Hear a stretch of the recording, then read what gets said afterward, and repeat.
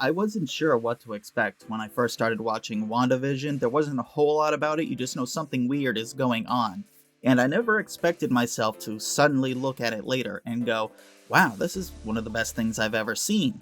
I mean, it may not be the best thing I've ever seen, but I was really enjoying the hell out of episode 9, so consider this like a retroactive, penultimate review of the series. But I just want to start with the most recent episode. If you haven't seen this, spoilers, what are you doing here? I have never felt for a character more than the way they showed Wanda things in this one with the memories. I can tell you with a solid, no doubt whatsoever, that I only cried 3 times during that episode. Just 3. Haha, I'm a tough guy. But anyway, it takes a lot for a show to make you really feel what the protagonist is feeling, and sometimes doesn't always reach or not into the same things, but the way the show is presented to you, the way it kind of eased you in with all these weird sitcoms, and then going back into her history and seeing her history with sitcoms, it suddenly brings something to light.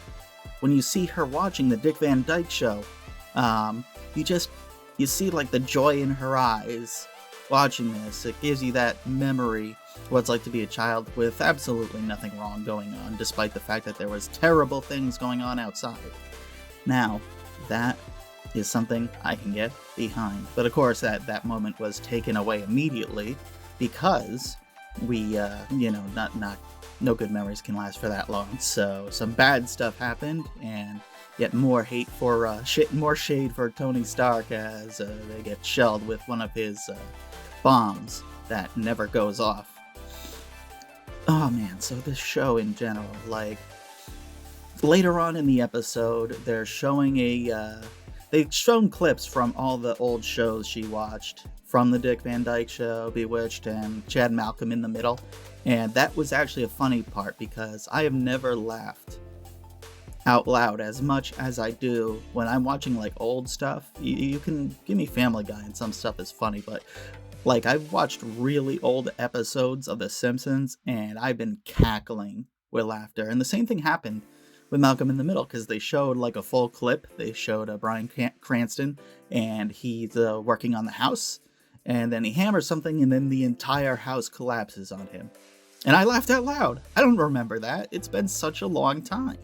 So seeing that again, I was like, wow, I can really feel for what this person is feeling just based on what they presented, what they were showing to me. You know, it's like the good times all on the television to save you from all the bad times of real life. Ain't that a metaphor for life itself, huh? I mean, movies are more preferable to reality, aren't they?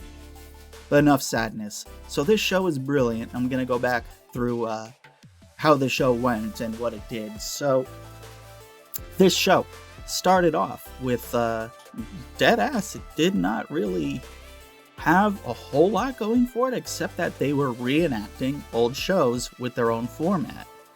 And you knew something a little bit weird was going on in each one, but you didn't know what. And it was a big gamble for them to do that for 3 episodes before what they revealed in episode 4. I've had so many pundits on YouTube say how bad the show was because of the initial reception of it just being some weird sitcom thing, but then when it changes, wow, does it change. It changes everything, and suddenly all that context, every single episode before that mattered, as it did with episode 9 and any other episode where they had any big plot reveals.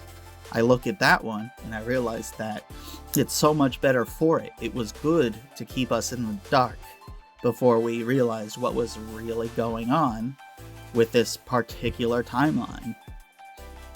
Can I recommend to most people? Yeah, I mean, I really had to fight to get my family to watch this. And they're like, oh, it's another superhero thing. I'm like, no, you gotta watch. This is different. This is something special. And I think it's something special too. It's like one of the best superhero series I've seen in a while. And I'm really choosy with what I watch, so this was absolutely worth my time. And once they watched it, they finally realized what all the hubbub was about as well. So I was really glad that they also ended up watching it and enjoying it and seeing it for more than what it initially appears as.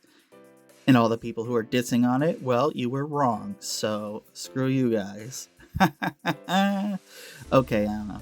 Some people could still not like it, and I'd understand that, but overall, this show, what it's doing is it is turning narratives on its head by making this sort of thing that has plot twists and turns that you don't quite know where it's going.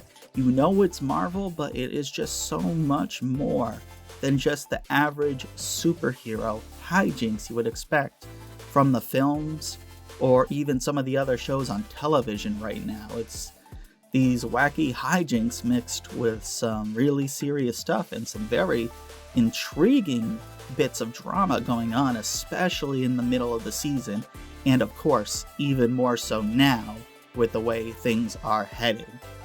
And of course, it wouldn't be complete without finally giving Wanda her superhero name. They finally did it. She is the Scarlet Witch.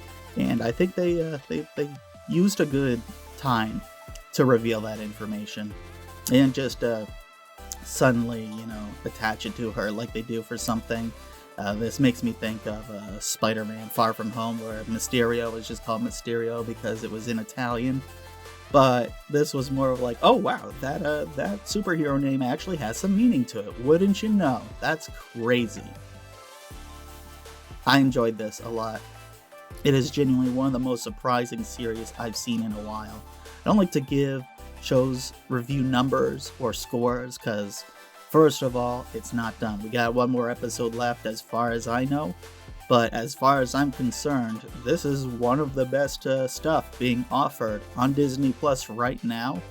Second only, of course, to The Mandalorian. But you don't need me to convince you to see that, despite current events. But let's not talk about that. So, if you've been on the fence about seeing WandaVision, go see it and just be patient. Wait through those first few episodes, because even if they're not what you were expecting, they are actually kind of funny in a way. I was laughing at those too. It was just sitcom hijinks, and I liked it. And then it becomes so much more. Enjoy it. This is Chet from Hard Mode Gamers. You can check out the rest of the website on hardmodegamers.com or follow us on Facebook, where we post all the spicy memes.